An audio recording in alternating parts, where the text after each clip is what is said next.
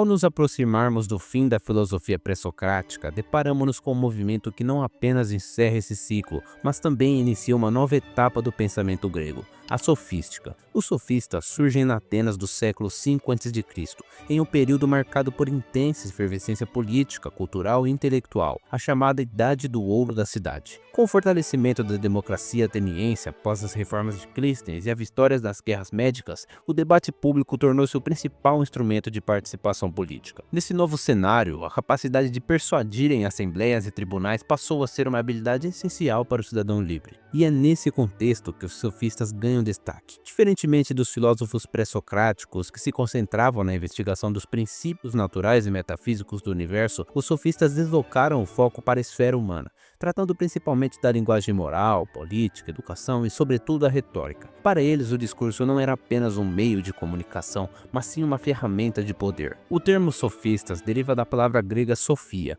que significa sabedoria ou conhecimento especializado.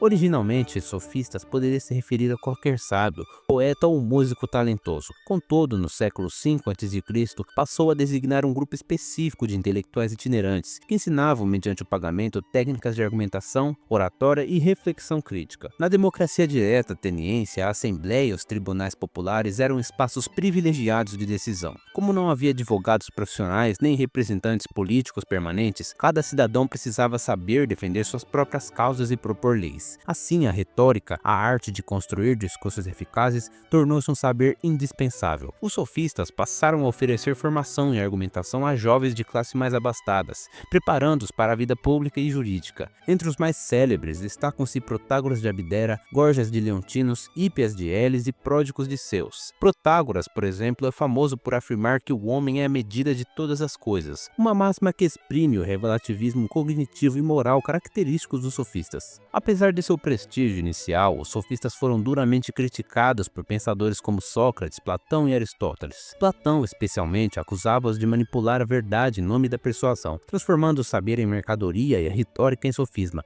ou seja, argumentação enganosa. Contudo, é importante lembrar que uma boa parte do que sabemos sobre os sofistas vem das obras desses críticos, o que exige certa cautela historiográfica. Hoje, historiadores e filósofos reconhecem que os sofistas desempenharam um papel central na transição da cosmologia naturalista para a reflexão antropológica e ética na Grécia clássica. Foram pioneiros no ensino sistemático e na valorização do discurso como elemento formador do pensamento político ocidental. Ao contrário dos pré-socráticos que investigavam a physis, ou seja, os princípios eternos e racionais do cosmos, os sofistas centraram-se no domínio da linguagem, da persuasão e da prática argumentativa. Para eles, o foco desloca-se da pergunta "o que é verdade?" para uma preocupação mais pragmática, como convencer os outros de uma ideia. A forma do discurso passou assim a assumir um papel tão ou mais importante que o conteúdo. Os sofistas desenvolveram técnicas refinadas de argumentação, que permitiam sustentar teses opostas com igual força retórica, uma prática conhecida como ontologia. Isso lhes rendeu tanto admiração quanto desconfiança. Platão, especialmente, foi um dos mais severos críticos dos sofistas. Em diálogos como Gorgias e o Protágoras, ele os acusa de comercializar uma aparência de sabedoria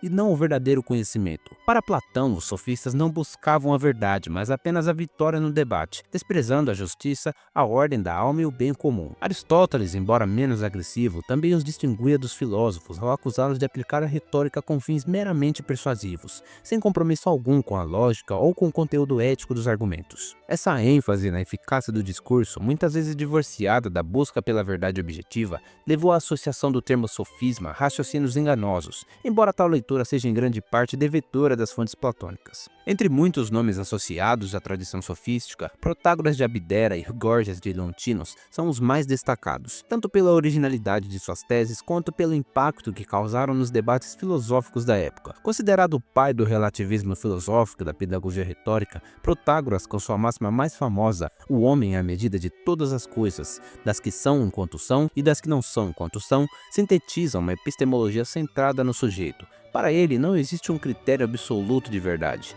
Para ele, o que é verdadeiro ou falso depende da percepção e julgamento individuais. O frio, o quente, o justo e o injusto são experiências relativas e são essências subjetivas. Protágoras propunha que o papel do educador ou sofista seria formar cidadãos capazes de argumentar com competência e agir com prudência na vida pública, ainda que a verdade permanecesse incerta ou plural. Além disso, em sua obra Sob os Deuses, ele declara: "Não posso saber se os deuses existem ou não, nem como são em aparência, pois muitos são os obstáculos ao conhecimento, como a obscuridade do tema e a brevidade da vida humana." Trata-se de uma postura agnóstica e cética, que confrontava a religiosidade cívica ateniense. Atribui-se a essa declaração o motivo de seu julgamento por Acebeia, impiedade, o que teria levado à sua expulsão de Atenas e à queima pública de seus escritos. Gorgias, em contraste com o estilo pedagógico de Protágoras, foi um retórico provocador e estilista da linguagem. Seu texto mais notório, Sobre o Não Ser ou Sobre a Natureza, é um exercício radical de negação. Primeiro, nada existe. 2. Se algo existisse, não poderia ser conhecido. 3. Se pudesse ser conhecido, não poderia ser comunicado. É evidente que Gorgias não sustenta essas preposições literalmente. Trata-se de uma estratégia retórica irônica e desconstrutiva, que parodia os sistemas filosóficos dogmáticos, sobretudo o monismo de Parmênides, que negavam multiplicidade e o movimento. Gorgias demonstra que por meio da linguagem, qualquer tese pode ser defendida de forma convincente, mesmo que seja absurda do ponto de vista lógico ou empírico. Além disso, Gorgias elaborou uma teoria da retórica baseada na estética e no impacto emocional do discurso.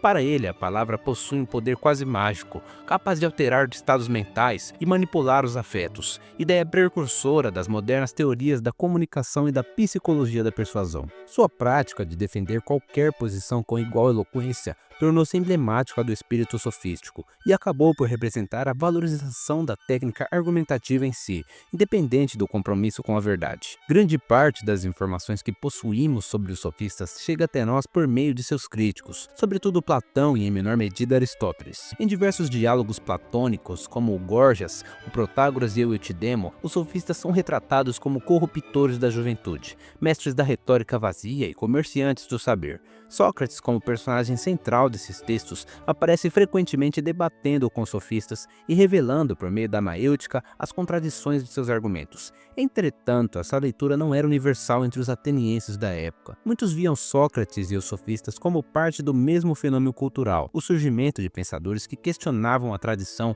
desafiavam os mitos e propunham novas formas de pensar a vida pública. A principal distinção prática entre eles era que Sócrates afirmava não cobrar por seus ensinamentos e se declarava ignorante quanto à verdade, enquanto os sofistas cobravam por suas lições e se apresentavam como sábios profissionais. Do ponto de vista institucional, essa diferença refletia tensões maiores entre a filosofia como busca da verdade e a retórica como instrumento de poder. Daí o ressentimento de Platão, que via a sofística como uma ameaça à ideia da razão orientada pelo bem, substituída por uma técnica de convencimento baseada na aparência. Apesar das críticas severas, o legado dos sofistas é duradouro e reabilitado por correntes posteriores. No século XX, com o surgimento da linguística estrutural, da filosofia da linguagem e do pós-modernismo, muitas das ideias sofísticas voltaram ao centro do debate intelectual. Teóricos como Michel Foucault, Richard Rorty e Jacques Derrida, por exemplo, retomam a noção de que a linguagem não apenas expressa a realidade, mas a constitui, tese já vislumbrada por Gorgias e outros sofistas. Ainda que as posições sejam idênticas, é possível afirmar que os sofistas anteciparam questões que a filosofia contemporânea retomaria sob novas formas: o relativismo do conhecimento, a construção discursiva da verdade, a função política da linguagem e a crítica às pretensões de objetividade absoluta. Enfim, para concluir essa última parte do vídeo, se os primeiros pensadores gregos procuraram explicar o cosmos e o ser por meio de princípios racionais, os sofistas voltaram-se ao humano, inaugurando uma reflexão voltada à linguagem, à ética, à educação e à política. Eles abriram caminho para uma nova etapa do pensamento filosófico, a virada socrática. A partir de Sócrates, a filosofia passara a concentrar-se na investigação da alma, da justiça, da virtude e da verdade universal, temas que serão desenvolvidos com profundidade por Platão e sistematizados por Aristóteles. Assim, às portas da filosofia clássica, os sofistas representam tanto um desafio quanto um ponto de partida. Eles são aqueles que, ao expandirem os limites do discurso, obrigaram os futuros filósofos a pensar mais cuidadosamente sobre o que é saber, como se transmite e a serviço de que ele deve estar.